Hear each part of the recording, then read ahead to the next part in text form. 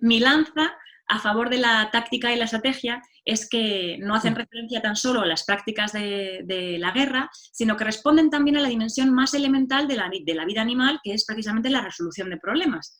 Por eso, una de las metodologías que me ha parecido siempre de las más útiles y más eficaces para visibilizar el poder ha sido la metodología teorizada y aplicada en prácticamente la totalidad de los análisis de Foucault para comprender el poder. Comprenderlo en plural como relaciones de poder que se entretejen en torno a redes múltiples de circulación de poder, que está siempre en circulación, que además no preexisten a las relaciones de poder que las generan. Según esta lógica, el poder debe ser analizado como una estructura en red multifocal, pero desde los efectos reales que produce y que varían en función de la posición estratégica que se ocupe dentro de la red. ¿Qué te parece esta metodología del ámbito de la filosofía? ¿Te hace eco? ¿Te suena familiar? ¿O te parece simple y pura palabrería filosófica? No, no, palabrería nada. O sea, a ver, yo primero, para no hacer el ridículo, te tengo que confesar que yo a Foucault le conozco solo de oídas, ¿eh? O sea, pero nivel cultura de YouTube. O sea, lo del panóptico y tal, ¿no? Pero yo, de lo que se me haya filtrado a través de la cultura popular, ¿eh? Uh-huh. Pero yo diría que eso de las redes de circulación del poder es algo muy real, pero súper real, y que uno en el trabajo se encuentra, pero todos los días, ¿eh? O sea, quizás a lo mejor lo que pasa es que se le dan otros nombres, ¿no? Mira, por ejemplo, la cultura, pero lo que se llama cultura en la empresa, ¿sabes? Uh-huh. En plan de los programas de cambio cultural, lo que dicen los la gente de recursos humanos que se preocupa, es que tenemos que cambiar es que es muy importante la cultura de las empresas, y, y que había un teórico de la organización que decía que lo que pasa es que la cultura se desayuna a la estrategia todas las mañanas, y por lo tanto es imprescindible acometer el cambio cultural, ¿no? O sea, cambiar tu cultura. Pues la cultura corporativa, digo, la cultura de las empresas. Tú te pones a estudiar psicología de las organizaciones y miras, pero eso que entendemos como cultura de la empresa, más allá de los significados del sentido común, ¿cómo se define, no? Y cuando miras a ver en qué términos se define, Foucault, o sea, pero tal cual, ¿eh? O sea, te sale que es un constructo super primo hermano de esas redes de poder que dice Foucault, ¿no? Y, por ejemplo, un ejemplo, ¿no? O sea, cuando te pones a mirar con una cierta distancia crítica eso que llaman transformación digital, tiene un componente cultural súper fuerte, que es una adoración de la cultura de Silicon Valley, ¿no? Como que se pone a las startups digitales y a los emprendedores digitales, cuanto más californianos mejor, como modelo cultural al que todo el mundo tiene que aspirar, ¿no? Tanto dentro como fuera de la organización, ¿no? Eso yo creo que es, pero clavado, lo que Foucault definiría como una herramienta biopolítica, ¿sabes? O lo que definiría ¿cómo se llama el coreano este? El Byung-Chul Han, Uh-huh. Sí. como una herramienta psicopolítica, ¿no? O sea, una forma de conseguir que esas redes de poder penetren dentro de la gente, y así que la gente pues pueda, como es ahora, ser más libre que nunca y al mismo tiempo igual de prisionera que siempre, ¿no? Uh-huh. Lo que el coreano este describe como el individuo autoexplotado, ¿no? Sí. Eso yo lo veo todos los días, ¿no? Y más allá de verlo como crítica social, como reflexión sobre tu propio trabajo, yo es que me lo encuentro en todos y cada uno de los proyectos que hago, ¿no? Y se lo explico a la gente más joven, ¿no? A las compañeras más jóvenes, ¿no? Cuando una diseñadora más joven intenta proponer un nuevo servicio, una nueva innovación, que desde el punto de vista del proceso productivo, desde el punto de vista de valor para el cliente, tendría todo el sentido del mundo, ¿no? Y al intentar implementarlo, al echarlo para adelante en la organización, se encuentra con que el proyecto misteriosamente no sale adelante, fracasa, que la ningunean, y nadie sabe explicarle por qué. Yo lo que digo es que se acaba de topar con lo que yo llamo un nuricabe, ¿no? ¿Sabes lo que es un nuricabe? ¿No? Bueno, pues un Nurikabe es un espíritu, un diosecillo del folclore japonés Ujú. que se materializa, un duende nocturno que se materializa en forma de pared invisible que impide avanzar al caminante y le confunde, ¿no? Pues, o sea, muchas veces tú sabes que lo que propones tiene toda la lógica del mundo, pero te salen obstáculos invisibles por todas partes y tú preguntas, pero ¿qué es lo que tenéis en contra? Y nadie te dice nada, o sea, nadie te pone ninguna objeción, pero nada. Te salen palos en las ruedas invisibles que te impiden avanzar, ¿no? Pues que cuando te tropiezas con ese Nurikabe es porque has colisionado con Foucault, o sea, porque has colisionado con un trocito de esa red de poder y la red de poder se está defendiendo, ¿no? Y como lo chulo de esa red de poder es que es implícita, es informal, que no está escrita en los estatutos de la organización, nadie la nombra, pero está ahí, y a eso Foucault le puede llamar redes de poder, pero la gente más terrenal que ha llegado a ello a través de a ese conocimiento, no a través de haber leído a Foucault, sino a través de que tiene cierta inteligencia natural, Ujú. pues lo llama de forma más sencilla, ¿no? Como es lo que la gente más lista que yo llama nadar y guardar la ropa, entender quién corta el bacalao, tener cintura, tener mano izquierda, eh, para entender la situación. No, es que, tío, es que no sabes leer el partido, es que no sabes leer la habitación. Ujú. Pues son verdaderos expertos en Foucault, lo que pasa es que aplicados, ¿no? Expertos aplicados. Y no les ha hecho falta leer a Foucault para entenderlo, ¿no? Para entenderlo y para sobrevivir dentro de ello, ¿no? Para bailar con ello, de alguna manera. Eh, de alguna manera yo diría que lo que Foucault describe a escala de la sociedad entera, dentro de las organizaciones se reproduce a escala menor, ¿no? Ujú. Y, y las diseñadoras estratégicas tenemos que aprender a convivir con ello, ¿no? O sea, no a dar coces contra el aguijón, sino a bailar con ello, porque no estamos ahí para hacer denuncia o para escribir un libro sobre ello, sino para, a pesar de ello, operar el siguiente cambio posible, ¿no? Y para eso tenemos que negociar con esa red de poder, ¿no? Tenemos que bailar con ella, no hay más remedio, ¿no? Porque, en fin, pero vamos, que si es palabrería filosófica, para nada. O sea, es, es una cosa que describe aquello con lo que lidiamos todos los días con una precisión acojonante, ¿no? O sea Ujú. que, guay. Pues me parece que tenemos mucho que aprender precisamente de eso de leer, de tener eso, de aprender a ver quién corta el bacalao, etcétera, cuáles son esas redes de poder y cómo funcionan, pero sobre todo por lo que tú mismo has dicho, es decir, para sobrevivir en ellas, intentar transformarlas en la medida de lo posible, aunque eso suele ser bastante difícil. Y yo no conocía los nurikabes, pero me ha sonado mucho esa definición de pared invisible que impide avanzar a los caminantes y me sonaba mucho a lo que es la definición de techo de cristal, otro de esos topes de poder informal Total, total. que precisamente por ser informales escapan a los límites que, por ejemplo, podría imponerles el derecho, ¿no? Pero bueno, en fin, muchísimas gracias Es que ahí está la putada. porque quizá lo utilice de nickname en el futuro. Y hablando de tendencias, te leí hace poco en Twitter que existe una demanda creciente de diseñadoras y diseñadores freelance en diseño en UX, ¿no? Bueno, quizás esto no es que haya una tendencia, sino que yo veía ciertas ofertas de trabajo, ¿no? Y me sorprendía que siguiesen saliendo ofertas de trabajo, pero vamos, creo que esto ha sido un error de comprensión mío, entonces por eso me preguntaba si si con el diseño estratégico existe lo mismo, ocurre lo mismo que con la limpieza o la desinfección profesional, que en tiempos de crisis corren la misma suerte que sectores de productos y servicios esenciales que están viéndose escasos de personal y recursos, como la sanidad o la agricultura. Y por tu cara de extrañeza creo que le vas a matizar mucho la respuesta. ¿Te parecen contingentes estas demandas y necesidades sociales ahora visibilizadas debidas a la coyuntura histórica que vivimos? ¿O crees que las crisis excepcionales sacan a la luz la verdad de las cosas? Bueno, es que las crisis sacan a la luz la verdad de las cosas, pero la verdad, ¿para qué te sirve? Quiero decir, o sea, a ver, primero lo de, a ver, primero vamos con lo de UX. O sea, a ver, un punto de datos no hace tendencia. O sea, que yo pusiera una oferta no quiere decir que ahora mismo haya una demanda creciente, ¿no?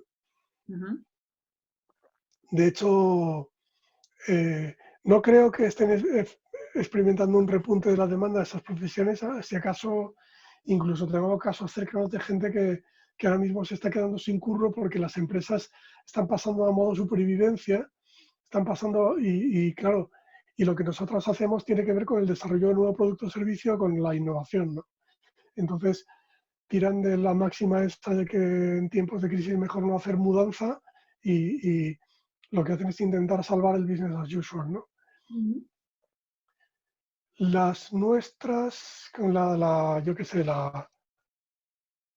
el diseño estratégico el diseño de experiencia de usuario y tal, que era lo que me dedicaba antes, Ujú, son profesiones que están relacionadas con la construcción de la sociedad digital y del comercio digital. Y es un sector que, bueno, puede que ahora esté experimentando un poquitín de aumento de demanda, a lo mejor por eso de que la gente se está viendo forzada a hacer de forma remota cosas que antes hacían presencialmente. Pero, hostia, no creo que sea justo para nada compararnos con los oficios de la gente que nos está sacando las castañas del fuego, ¿no? Porque los que trabajamos en la cosa digital, que, bueno, aunque yo intento posicionarme mucho, renegar mucho de lo digital y posicionarme en lo que yo llamo post-digital, pero no tengo más remedio que incluirme en lo digital, ujú, pues por lo general hay un analista muy bueno que se llama Felipe Romero, que nos describe como aliados de las élites, ¿no? ujú, Bueno, Felipe dice, creo que con mucha razón, que, que por lo general somos una cohorte de gente que venía de familias de la clase media, que en tiempos de la década socialista, cuando el hijo del obrero podía ir a la universidad, nos formamos o nos autoformamos, como fue mi caso, en nuevas tecnologías y pudimos, digamos, comprar papeletas para que nos tocara el premio de que en la pequeña parte que salió para caer, o sea, en ese fenómeno terrible y brutal de la dualización del mercado de trabajo, que nos tocara quedarnos en la parte afortunada, ¿no? En la parte privilegiada. Y eso no nos hace merecer ningún reconocimiento especial, sobre todo si se nos compara con la gente de servicios esenciales que ha caído en el otro lado, ¿no? En el lado desfavorecido. Y compararnos con ellas y con ellos es hacerles un descrédito. Me preguntabas que si esto iba a sacar a la luz de la verdad de las cosas, que, mira, o sea, a ver, ¿tú crees que esta crisis va a acabar con algún tipo de mejora permanente, de mejora de la consideración social de los servicios esenciales? A mí me encantaría contestarte que creo que sí, pero si tengo que ser honrado, yo no sé tú, pero a mi alrededor yo no veo muchas razones para el optimismo, ¿eh? O sea, quiero decir, están los aplausos de las 8, pero eso es una cosa súper hueca. O sea, no me lo creo, pero ni de coña. O sea, de fachada para afuera aplaudes a las enfermeras, de fachada para adentro les pones una nota diciendo que se busquen otro alojamiento porque son peligrosas para los vecinos. O sea, no. Yo personalmente, yo me temo que si hay algún tipo de mejora permanente ahí esperándonos en el futuro, no va a ser por bondad del poder, no va a ser por toma de conciencia por parte de la gente en general, va a ser por acción y por, no sé si revuelta, pero por, ¿sabes? Por protesta activa por parte de esos colectivos. Una propuesta constructiva, espero, ¿no? O sea, una, yo qué sé, es que al- ahora nos estamos dando cuenta de que a la gente de servicios existenciales les debemos literalmente la vida, ¿no? O sea, les debemos muchísimo. Pero es que la gente en general es extraordinariamente rápida para olvidar. Creo que el orden social, en sus aspectos más desiguales, más abusivos, tiende a restaurarse y que cuando esto acabe se va a quedar más o menos como estaba o peor. O sea, y si que eso no nos gusta, que queremos que merecemos que la nueva normalidad sea una normalidad más justa y menos desigual, cojonudo, pero eso no va a pasar solo. Si queremos que eso pase, nos vamos a tener que movilizar y nos vamos a tener que comprometer. No nos podemos quedar sentados ahí diciendo, ¡oh, qué bien! Por fin los que mandan se van a dar cuenta, los cojones se van a dar cuenta. O sea, no. Vamos a tener que ayudarles a darse cuenta, ¿no? Que ayudarles y que sin cierta coerción eso no va a pasar. Me temo que no. Estoy completamente de acuerdo contigo en que sin algún tipo de coerción, es decir, de acción colectiva, es decir, hay algo que se ha impuesto que es una necesidad social, ¿no? Y que de repente parece que sí, que esa necesidad social de sobrevivir se ha impuesto y algunos están dispuestos a escucharla y otros no, pero es verdad que todo puede quedarse en la temporalidad, igual que, bueno, con esas medidas de los ERTES, ¿no? Que también pretenden ser temporales, pero que quizá desde luego se vuelvan estancos y mucha gente se vaya a la calle, y creo que efectivamente es muy importante crear contrapoder, como tú mismo decías, ¿no? Y que haya una resistencia que sea precisamente el revés del poder, porque si no, por ciencia infusa eso no va a ocurrir. O sea, aquí evidentemente tiene que haber la fuerza de la necesidad, se tiene que imponer y hay que, o sea, hay que actuar, ¿no? Esto la fuerza de la inercia siempre es conservadora, es siempre No volver. tiene por qué ser una cosa abiertamente conflictiva y ahí hay como... No quiero decir que hay que quemar coches, ¿vale? Ni que quemar contenedores, ¿vale? Pero de alguna manera hay que establecer un equilibrio de poder. O sea, las cosas son como son porque hay poderes en equilibrio. O sea, y puede ser un equilibrio pacífico. Cuanto más pacífico, mejor. Pero no hay bondad, hay equilibrio de poder. No se puede creer en otra cosa. Completamente de acuerdo. Y mi infancia Foucaultiana está completamente de acuerdo contigo. Una pregunta más al hilo de tu prolífica actividad en Twitter. En los años 70 se pretendía reconceptualizarlo todo, en 2010 se individualizó y privatizó el consumo y de repente podíamos tenerlo todo en casa, el restaurante en casa, el cine en casa, un amante fugaz en casa con una aplicación, todo en casa. Aunque tu casa estuviese en la cima del Machu Picchu. ¿Por qué crees que ahora en 2020 entonces el eslogan es ahora más que nunca? Y es precisamente ese ahora más que nunca que se repite constantemente en todos los discursos públicos. Porque es que es verdad, o sea que ahora yo escucho mucho la radio y las cuñas de la radio, o sea, todas en algún momento dicen, ahora más que nunca no sé qué. Yo creo que es una razón súper terrenal, o sea, súper táctica, y es que con ese ahora más que nunca las empresas lo que intentan es simplemente demostrarnos que siguen ahí, ¿no? Fíjate que ahora mismo estamos en una situación de estas de dime qué tres cosas te llevarías a una isla desierta, ¿no? Y la isla desierta es nuestra casa, ¿no? Sí. Por culpa del confinamiento, ¿no? Y todas las marcas lo que quieren es demostrarte que tienen que estar y que merecen estar entre esas tres cosas, ¿no? O por lo menos cuando salgas de casa de nuevo, ¿no? Y tiran de esa retórica de que en la crisis te haces más fuerte si permaneces fiel a lo que eres, ¿no? Te están diciendo, por Dios, por favor, no cambies de hábitos ahora, por lo menos no de una manera que nos dejes de lado, ¿no? Que nos dejes fuera de tu nueva vida, ¿no? Para mí, al final, el subtexto de ese ahora más que nunca es ahora que tantas cosas se han revelado como prescindibles, por favor, cuenta con nosotros como parte de las imprescindibles, ¿no? Uh-huh. Ya está. Como la cerveza, la levadura, la harina, ¿no? Exacto, sí, como la levadura. La gestión de esta crisis global presenta muchos desafíos a nivel gubernamental, eso está claro. ¿Crees que es posible salir de esta crisis sin responder al problema fiscal de tributar en España y no en el extranjero por parte de empresas que se promocionan como marcas españolas pero que tributan en el extranjero?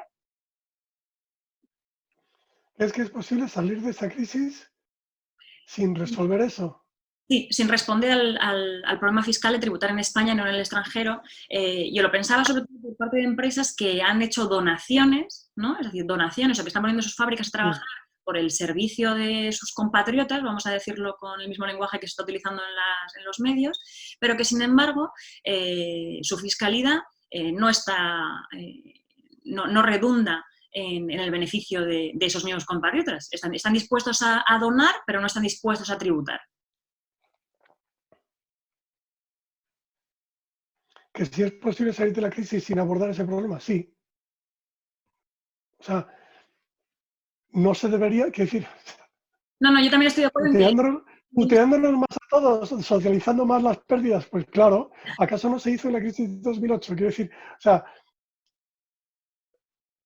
a ver, no intento ser cínico, ¿vale? Intento ser honrado. O Realistas. sea, yo te doy toda la razón, ¿vale? En el sentido de que la razón te asiste, la razón está de tu lado, ¿vale? No es justo, es una putada y está fatal que no tributen, ¿vale? Eh, y, y sería cruel y sería injusto y sería horrible que saliéramos de la crisis pringando los de siempre en lugar de pringando un poquito de ellos, ¿vale? Pero tienes la razón, pero es que tener la razón no basta. O sea, es que con que todas las evidencias estén a favor de tu tesis no basta, ¿no? Lo hemos hablado antes, ¿no? O sea, igual que con la mejora de las condiciones de la gente que trabaja en servicios básicos, ¿no? Es que no se puede pecar de ingenuos, ¿no? O sea, es que me hace gracia porque todo el mundo, de izquierda a derecha, todo el mundo piensa que cualquier crisis, que esta crisis va a ser ahora por fin el revulsivo que va a poner de manifiesto que lo necesario, que lo urgente es lo que dices tú, ¿no? Que yo estoy de tu lado, que yo estoy de acuerdo. Sí.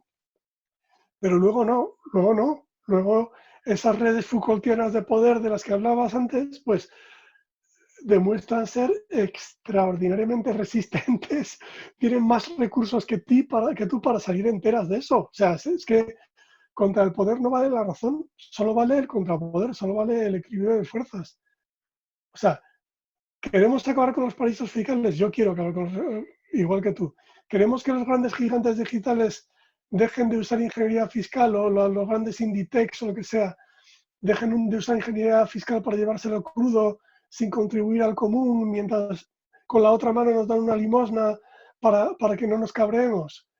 Sí, queremos. ¿Queremos una mejora radical de las condiciones de la gente que trabaja en servicios básicos? Queremos. Queremos, por ejemplo, como queremos en la organización con la que trabajo, en Por Causa, que se regularice de una vez a las personas migrantes que tenemos ahora mismo en suelo español, porque es lo justo y es lo sano y es lo inteligente. Queremos. Genial, estupendo. Pues a la calle y a decir que a lo mejor, yo qué sé, pues que este confinamiento ha sido un ensayo general involuntario de huelga general y que a lo mejor cuando se acabe la huelga general involuntaria la seguimos, pero esta vez la seguimos a propósito, ¿no? Que no volvemos al trabajo, pero esta vez porque a nosotros no nos da la gana y porque volveremos al trabajo, pero cuando se escuchen nuestras condiciones, ¿no? Yo qué sé, ay, me ha salido muy reivindicativo, pero hay un poeta catalán que se llama Joan Brossa que decía la gent no s'adona del poder que té, ¿no? Que la gente no se da cuenta del poder que tiene.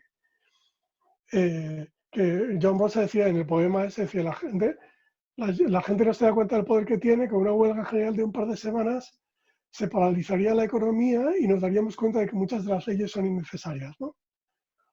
O enmendándole la plana que a lo mejor necesitamos alguna ley más, ¿no? Entonces la gente no se da cuenta, o peor, se da cuenta y decide no usar ese poder que tiene por miedo, por pereza, por lo que sea, ¿no? Pero si no lo usa, las cosas no van a cambiar, ¿no? Realmente, ¿qué razones tenemos para pensar que esta crisis, esta vez sí, va a servir para privatizar las pérdidas y no socializarlas y para socializar las ganancias y no privatizarlas, ¿no? O sea, ¿en qué clase de... ¿Qué va a pasar? ¿Qué va a ser distinto esta vez para que se caigan del caballo? Nosotras y nosotros tenemos que decir, no, como la otra vez no. O sea, no con mi ayuda, no con mi pasividad, no. O sea, es la única manera. Sí, no con mi connivencia. Tú decías que quizá el miedo es lo que mantiene atenazada a la gente, ¿no? El necesitar dar de comer a su familia o sobrevivir un día más. Ya. Es que no se les puede reprochar. Claro. Claro. ¿Y qué podíamos hacer, ¿no? para evitar ese miedo. Y claro, lo contrario al miedo a mí se me ocurre que es precisamente la esperanza, pero me parece igual de vacía. Y quizá en lugar de leer tanto a Foucault ahora mismo, pues debería leer más a Spinoza, porque él decía ni por miedo ni por esperanza, ¿no? Y animaba precisamente también a la movilización y la acción política. Pero bueno, muchas gracias por tu respuesta. No sé si te ha salido muy reivindicativa o no, pero bueno, a mí desde luego se me ha movido el cuerpo por dentro. Así que gracias.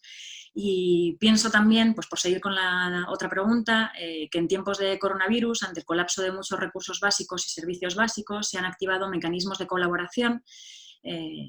No sé por qué, nos empeñamos a veces en llamarlo solidaridad, entre empresas del sector privado y el sector público. Por ejemplo, han sido conocidas la donación de cientos de impresoras 3D por parte de una cadena de electrodomésticos que no quiero mencionar, o proyectos de colaboración entre varias empresas privadas del sector textil, al que tú hacías mención antes precisamente, y automovilístico, incluso pequeñas empresas tecnológicas que han diseñado prototipos de respiradores que luego han patentado y han hecho especialmente esas colaboraciones. Y yo me preguntaba si podemos encontrar en estas colaboraciones algunas de las claves para una mejor cooperación entre lo público y lo privado, aunque me parece peligrosa esta pregunta. Bueno, es que hay que separar, es decir, en esta situación excepcional en la cual muchas empresas han desviado recursos sin retorno aparente para atender necesidades públicas, eso está muy bien,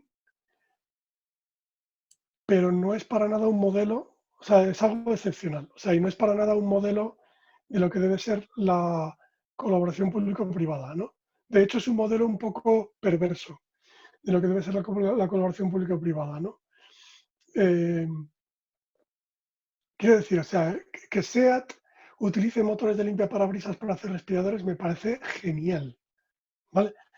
Pero creo que es necesario que cobren por ello. Sí, sí. O sea, porque es que prefiero que cobren por ello que lo regalen. Porque, o sea, hostia, cuando una empresa regala algo, échate a temblar, ¿sabes? Eh, lo que se entiende por colaboración público-privada no tiene nada que ver con que las empresas regalen nada, ¿sabes? Eso no es colaboración público-privada, eso es filantropía, que es algo que en algunos casos se hace excepcionalmente por responsabilidad y por valores y que hay que agradecer en su justa medida, sobre todo si no es un ejercicio de prestidigitación, ¿sabes? Fíjate lo que hago con esta mano para que no mires lo que hago con la otra, ¿vale? Y que dentro de las compañías eso suele ser competencia de un departamento que se llama el Departamento de Responsabilidad Social Corporativa, ¿no? Que suena súper guay. Obra social, ¿no? Pero claro, cuando miras el organigrama, dices, a ver de dónde cuelga responsabilidad social corporativa, pues en mogollón de empresas cuelga de comunicación. ¡Hostia! De comunicación. ¡Ah, ya lo entiendo! Vale, ¿sabes? Entonces, esa forma de entender la colaboración público-privada como regalar cosas, como donar, como filantropía, mucho cuidado porque eso se agota enseguida y como te decía antes es pura prestidigitación, ¿sabes?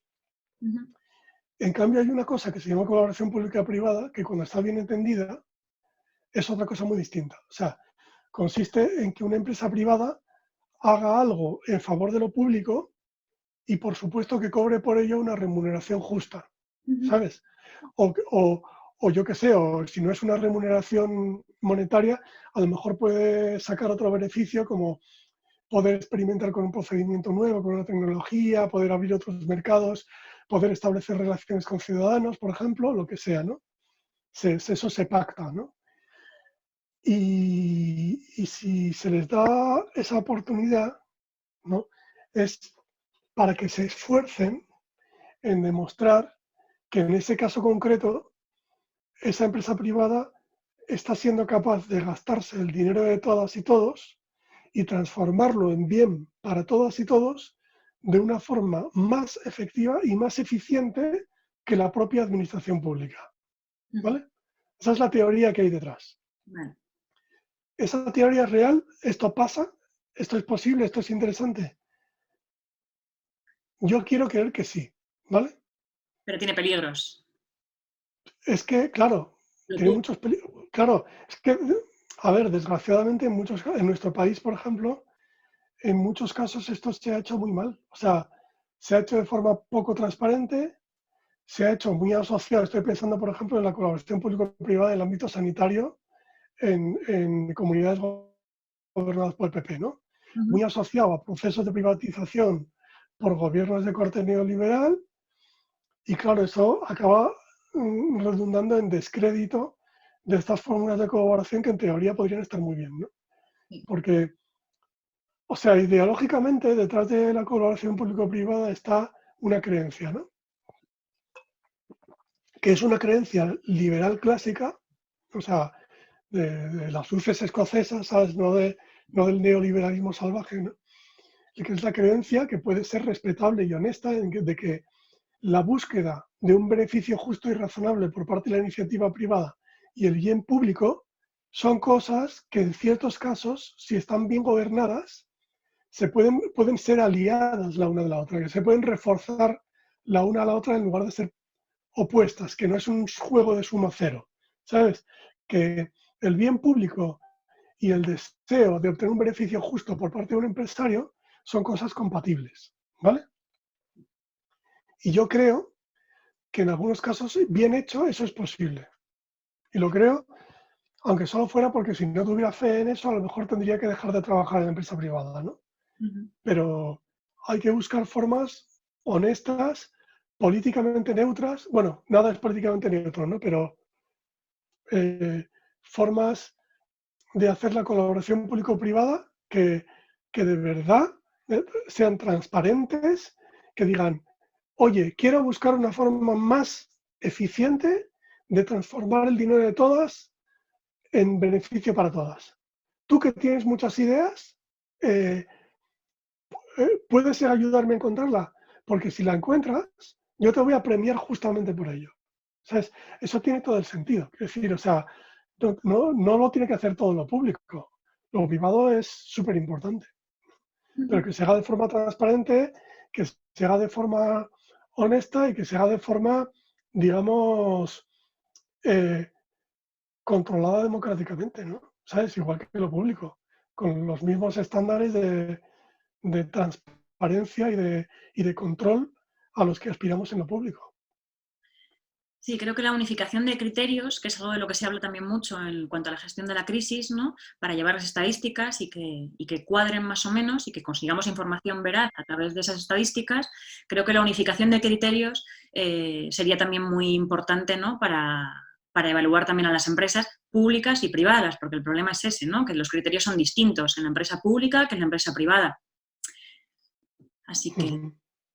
en fin, muchas gracias otra vez por tu experiencia desde el sector privado de abrir la posibilidad de una colaboración, no sé si llamarla honesta, pero bueno, en cualquier caso productiva.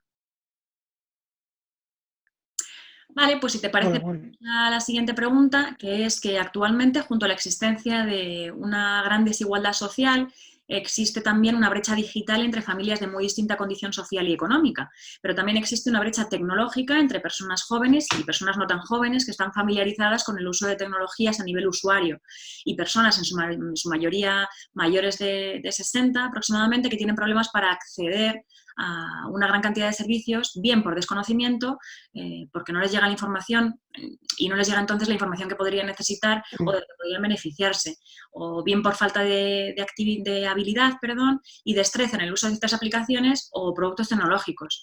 ¿Crees que estas dos formas de mm, desigualdad social se reducirán en las próximas décadas? mm. Brecha digital Sí, y sí, brecha sí tecnológica. y no.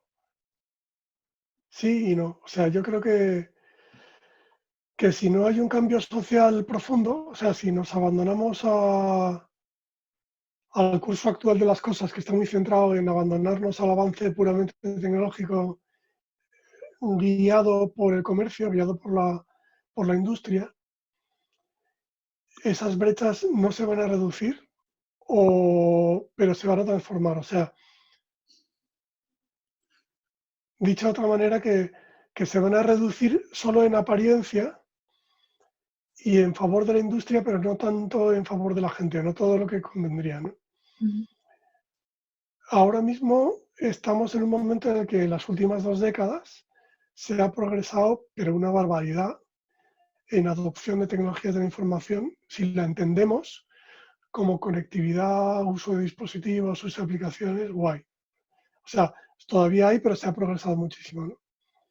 Pero a pesar de eso, sigue habiendo muchísima gente que aunque usen ciertas aplicaciones con cierta soltura, pues es un uso a nivel usuario, como decías, pero con mucho énfasis en lo de usuario. O sea, es como que te dicen, te quiero incorporada al mundo digital, pero solo para que hagas compras, para que consumas contenidos y si acaso para que participes en plataformas de contenido generado por los usuarios, como redes sociales, por ejemplo, Ujú. que al final existen ahí como otra forma alternativa a la televisión de conseguir que tu retina esté delante de contenido publicitario.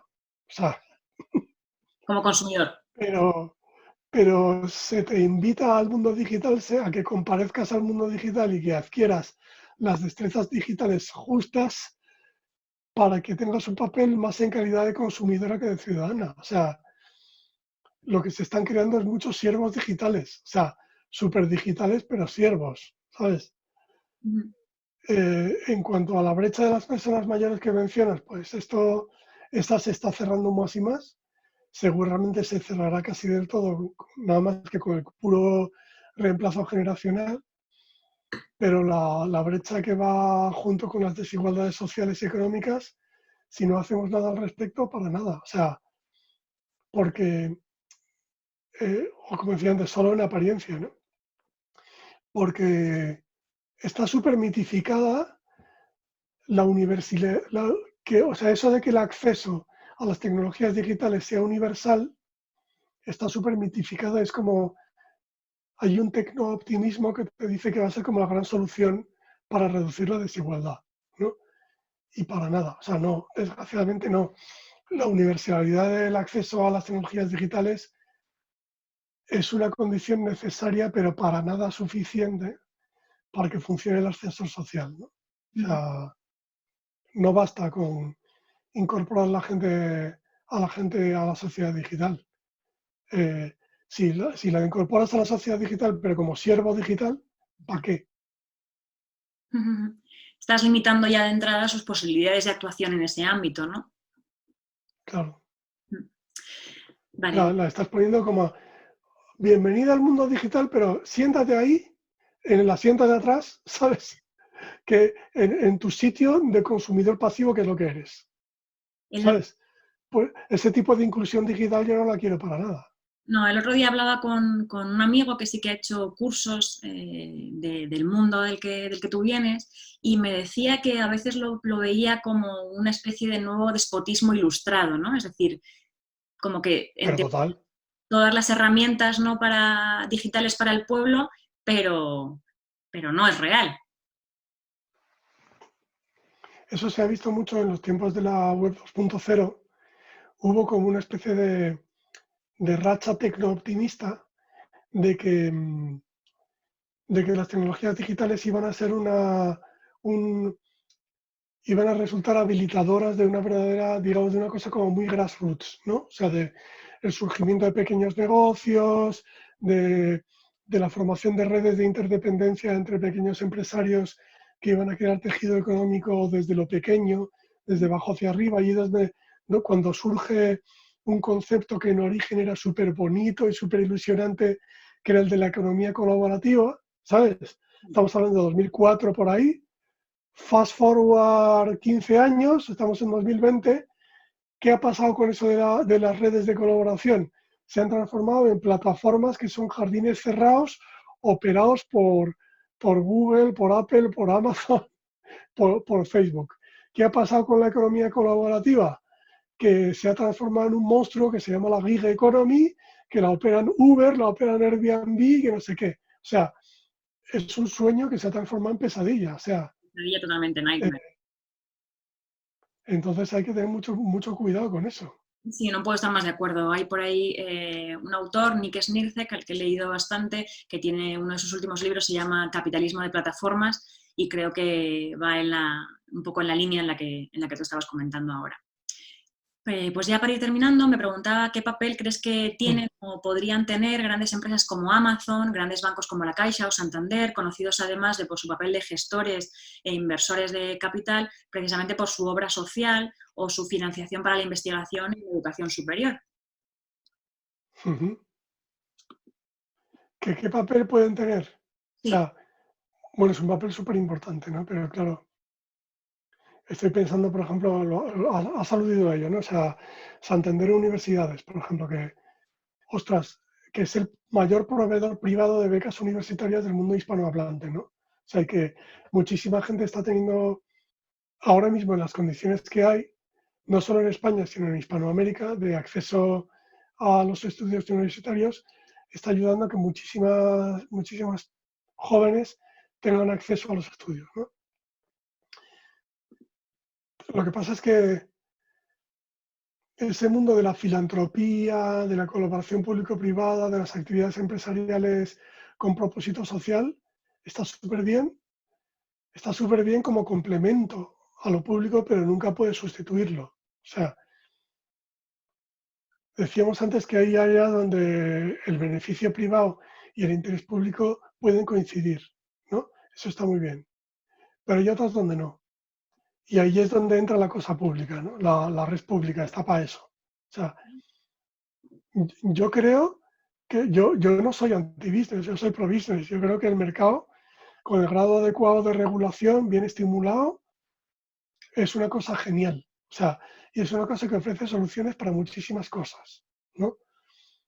Ahí me desvío un poco de la retórica dominante en la izquierda, ¿no? Pero en lo que sí que coincido es en que no para todo. O sea, y no para todo y que además hay que tener en cuenta que la iniciativa privada hace las cosas por interés.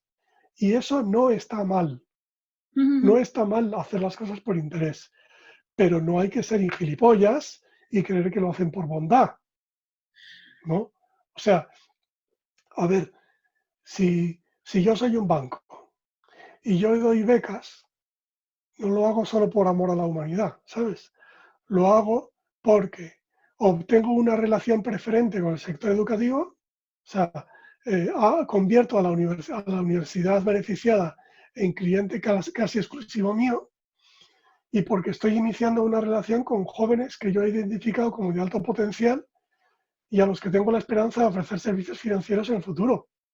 Claro. Y cuando digo jóvenes de alto potencial, hablo de alto potencial de ser buenos clientes de banco en el futuro. O sea, de ser gente que te va a pedir un préstamo para un coche y lo va a pagar, que te va a pedir una hipoteca y lo va a pagar, que va a ahorrar, que va a invertir. Gente de orden, ¿sabes? Sí, sí, sí. Y esta gente joven de alto potencial, ¿tú crees que va a ser más de familias desfavorecidas o de familias relativamente acomodadas? Coño, pues mucho más de los segundos. Exacto. Así que el dinero de esas becas está contribuyendo a reducir desigualdades. Sí, sí, pero no tanto como podría. O sea, yo lo he vivido. Mira, por ejemplo, yo daba clases en una escuela, estuve 10 años dando clases en una escuela de innovación preciosa que se llamaba H2I. Ujú.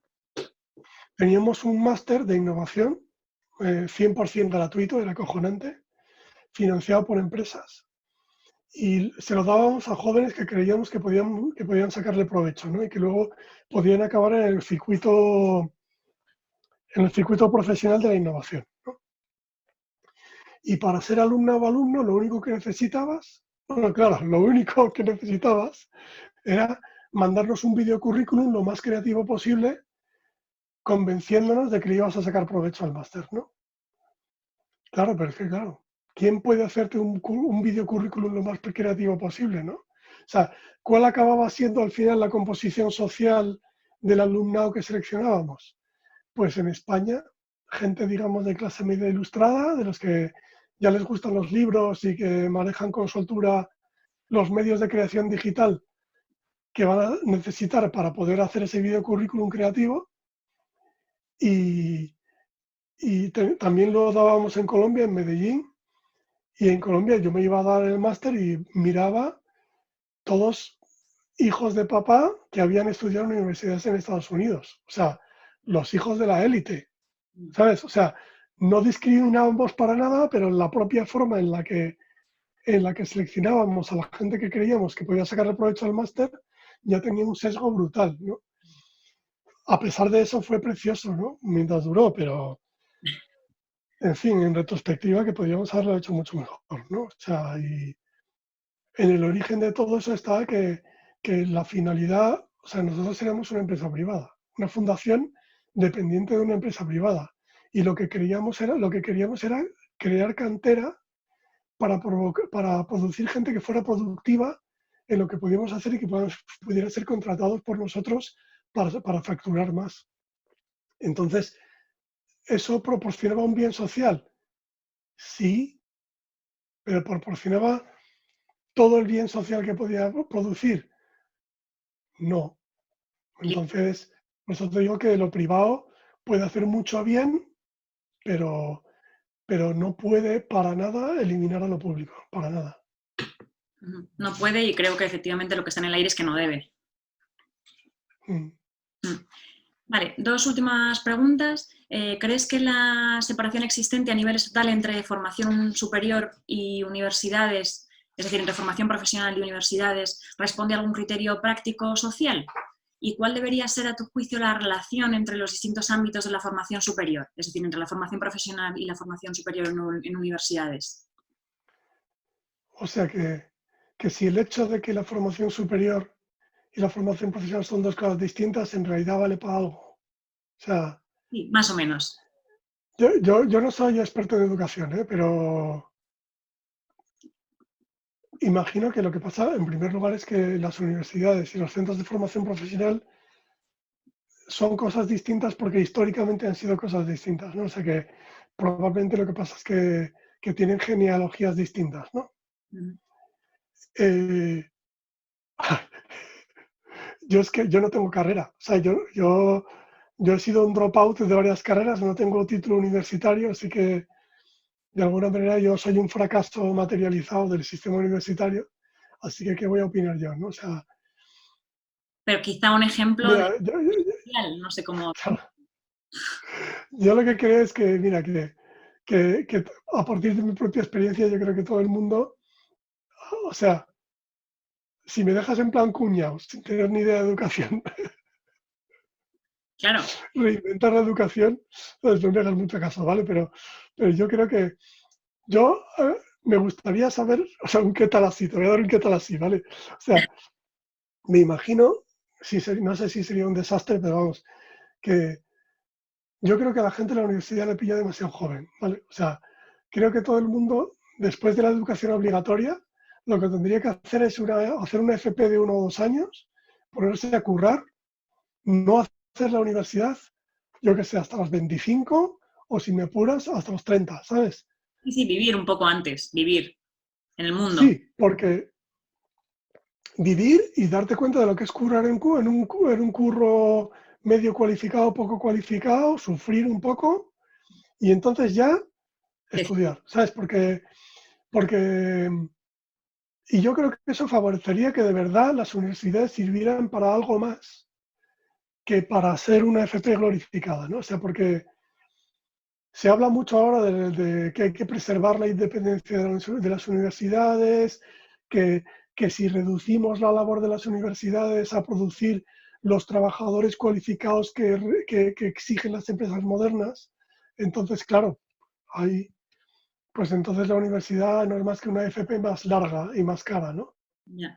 Eh, y que la universidad no tiene que formar simples unidades productivas, sino que tiene que formar una cohorte de ciudadanos críticos que vengan de todos los estratos sociales y que sean capaces de cambiar la sociedad a mejor, ¿no? Eso es súper bonito, ¿sabes? Pero tú crees que, o sea, de verdad que a los 18 años vas a formar a un ciudadano crítico capaz de cambiar la sociedad a mejor, no me jodas.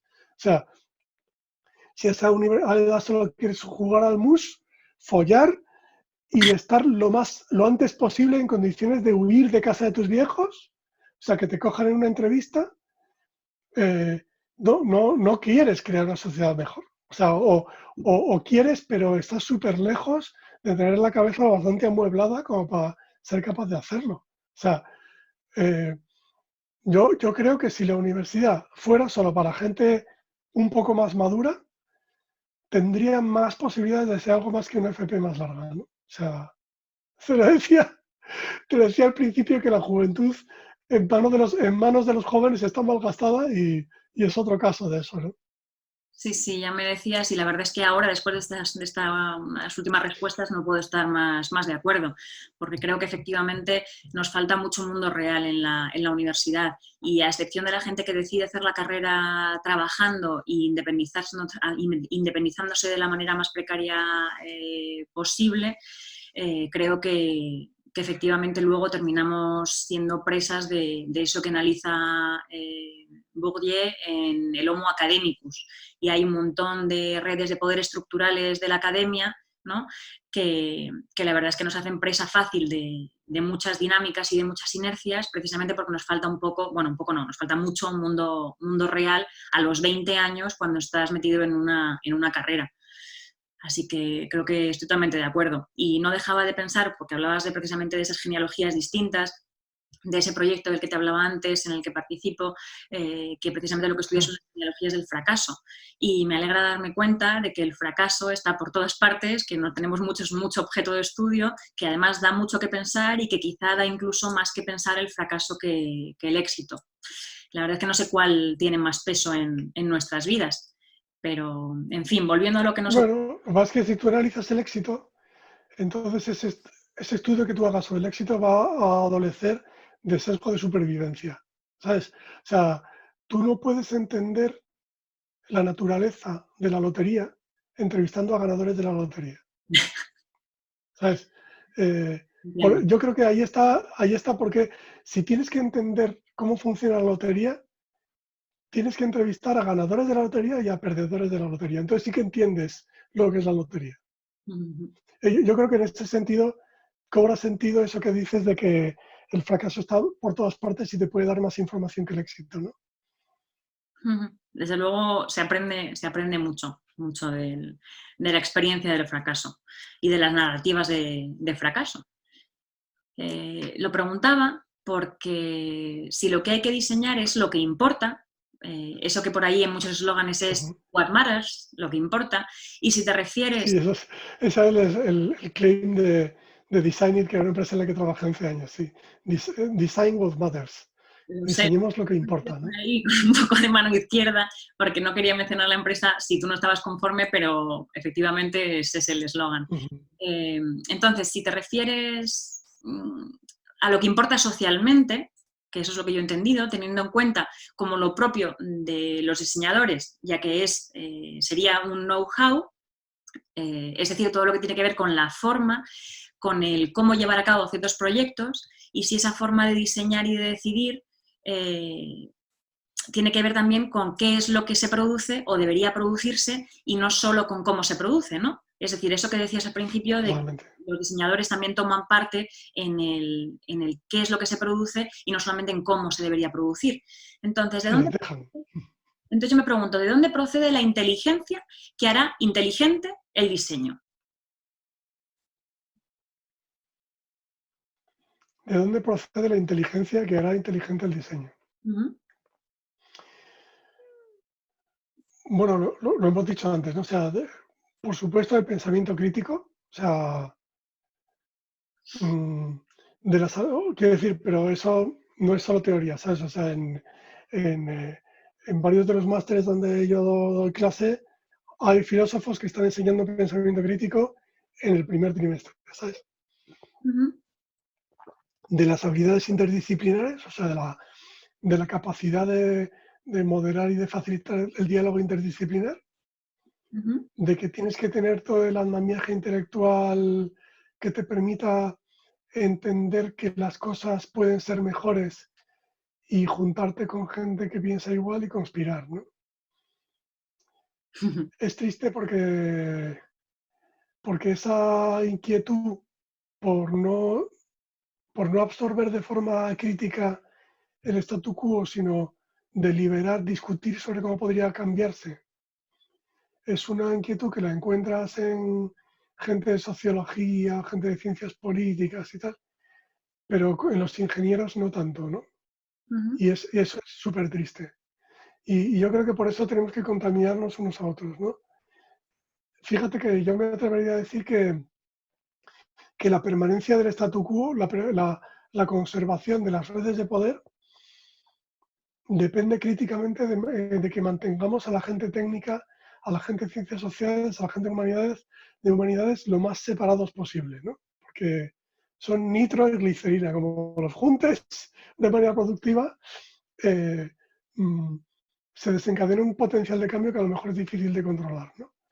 Y, y desde y por eso creo que el diseño estratégico, una de las cosas que hace es darse cuenta de eso e intentar juntar el nitro con la glicerina de la forma más constructiva y menos destructiva posible, ¿no? En ese sentido es súper necesario romper con esa separación, ¿no? Yo diría que Ujú. de ahí viene esa inteligencia. O sea No que, es inteligencia propia, es una inteligencia de otros. O sea, es saber utilizar la inteligencia de otros y luego tener la inteligencia integrativa que necesitas para extraer sentido de esa Babel que se produce cuando juntas las inteligencias de otros. ujú, creo que no lo podéis explicar mejor, la verdad. Entonces, con esa unión de nitroglicerina, ¿no? Esa capacidad de contagio mutuo o de infectación mutua, ¿no? Entre saberes que se pretenden aislados, pero que a lo mejor deberían estar mucho más comunicados, me hacía pensar en que quizá no solo los virus pueden contagiar, sino que también podríamos contagiarnos unas personas a otras creando nuevas redes de interdisciplinariedad, ¿no? En fin. Bien moderadas, sí, sí. Porque el diálogo interdisciplinar tiene una tendencia natural terrible a ser totalmente improductivo, ¿eh? O sea, es decir, mm, es un oficio moderar las redes de interdisciplinariedad, moderar ese diálogo para hacerlo llegar a alguna parte, ¿sabes? Sí, sí, sí, por eso. Es un oficio que se tarda en adquirirlo.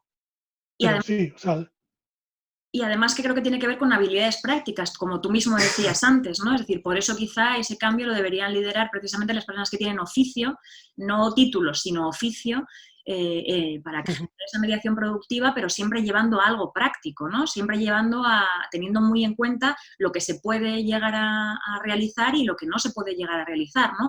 Y ver hasta dónde se puede estirar ese chicle, ¿no? Yo pensaba en la elasticidad del chicle sin que se rompa, porque eso también hay que saberlo, ¿no? Es decir, porque si se rompe, pues ya hay que generar otro prototipo, otra idea, otro laboratorio de ideas, porque eso ya no funciona. exacto. O sea, el mecanismo de innovación que tiene el diseño estratégico, mira, hay una variante de diseño estratégico, una especie de primo del diseño estratégico que se llama el diseño de transiciones, Ujú.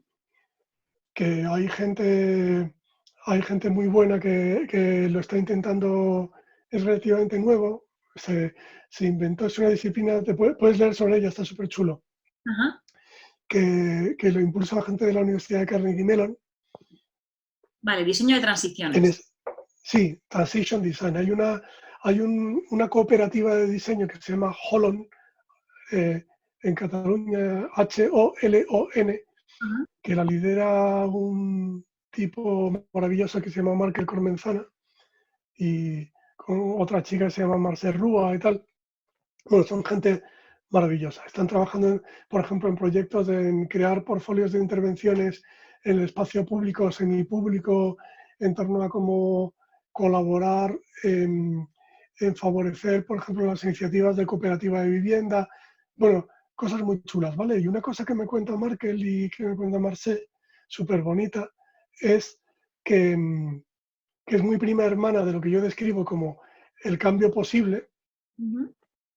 eh, es que tú decías antes que una de las características básicas o fundacionales de la vida es la resolución de problemas, ¿no? Y Markel y Marcet dicen que el diseño transicional no intenta, bueno, o no es tan ambicioso o tan grandilocuente ni tiene el delirio de grandeza de intentar resolver problemas, sobre todo cuando hablamos de los grandes problemas impíos que tiene la sociedad, de una extraordinaria complejidad. ¿Sabes? Creerte capaz de solucionar esos problemas nos viene muy grande, ¿sabes? O sea, eso se lo dejamos a los académicos, a los teóricos, ¿sabes? Nosotros intentamos bailar con los problemas, ¿sabes? O sea, por eso se llama diseño de transiciones, es decir, eh, eh, ¿por dónde se deja doblar la realidad ahora? ¿Vamos a quedarnos un poquito mejor? Sí, venga, pues ya pensaremos qué hacemos a continuación, ¿no? Entonces, el diseño estratégico no es una disciplina revolucionaria, ¿sabes? Y ni siquiera es una disciplina, digamos, intenta crear un contrapoder tranquilo que dialogue con el poder de formas productivas, ¿sabes? Pues ten en cuenta que nace en la empresa privada. Entonces, puede ser muy útil a lo público. A mí es una ocupación que me ilusiona muchísimo, pero que tampoco hay que, ¿sabes? Que Idealizarse. ponerse ahí la túnica de gurú y decir esto, yo os voy a conducir a la tierra prometida. O sea, somos gente modesta, ¿vale? O sea, Tengo que pero decir vaya. que ese perfil modesto es lo que más me atrae del diseño estratégico, es decir, de una alianza posible entre el diseño estratégico y la filosofía. Yo hablaba de resolver problemas, pero no de disolverlos. Pensaba más bien, tú hablas de la empresa privada y yo, fíjate, no sé por qué el ejemplo que me estaba viniendo era el de los cubanos y las cubanas, quiero decir, la sociedad, no el poder, cuando consiguen hacer cosas increíbles con muy pocos medios, ¿no? Y ellos lo llaman esto de resolver, bueno, resolviendo. Pues eso, resolviendo, que no disuelven los problemas, pero bueno, van bailando, y además precisamente bailando con la realidad, ¿no? Lo pensaba un poco Sí, más. tiene mucho que ver con lo informal, con lo marrullero. Yo eso mismo, Cuba no lo he visitado, pero he trabajado bastante en Perú, y en Perú ellos lo llaman la creatividad peruana, que es muy prima hermana de lo que ellos llaman la criollada, ¿no? O de lo que mi excompañera Maritza Guadarrama, que es venezolana, llama la malicia indígena, ¿no? ¿Sabes? El hecho de que tú vives bajo el poder, pero te las arreglas para socavarlo y sobrevivir a pesar de él y engañarle más o menos como puedes, ¿no? Decirlo con el Lazarillo de Tormes, la picaresca, ¿no? ¿No es un poco eso? Sí, sí, hay mucho de picaresca en ello. Exacto. Pues Pero de picaresca para el bien, vaya, ¿sabes? No de picaresca en el sentido de rellenar a propósito mal la declaración de Hacienda, ¿sabes? Sino de, no de corrupción, sino de supervivencia. claro. Quede claro. Pues César, quiero agradecerte de verdad todas tus respuestas y el haber accedido a esta conversación, que a mí me ha resultado de verdad de lo más sugestiva, además de agradable. Quiero decirte que tengo mucho interés en ese programa de reforma total de la epistemología de la organización, de la que hablabas, de cómo la organización se percibe a sí misma, al mundo que le rodea y al propósito que la organización cumple en el mundo. Creo que ahí todos tendríamos un papel. Por otro lado, además me ha parecido muy útil recordar la oración de la serenidad, reformulada tal y como tú la reformulabas, y creo que podría formar parte de cualquier buen programa de mindfulness, en serio, de verdad, de la actualidad. Cualquier programa de buen mindfulness podría incluirlo como mantra. Además, me parece que has dado en el clavo al identificar la filosofía en su sentido amplio con el pensamiento crítico, pero además con los peligros de emborracharse de filosofía, porque es cierto que vuestra disciplina, el diseño estratégico, es fundamentalmente práctica, mientras que la filosofía tradicionalmente ha sido siempre fundamentalmente teórica, aunque ha habido siempre también muchos pensadores y muchas pensadoras que han insistido precisamente en lo contrario, en que teoría sin práctica carece de sentido. Así que muchas gracias una vez más por tus palabras y por tu tiempo, César. Muchas gracias a ti por el tuyo, y yo también me lo he pasado genial.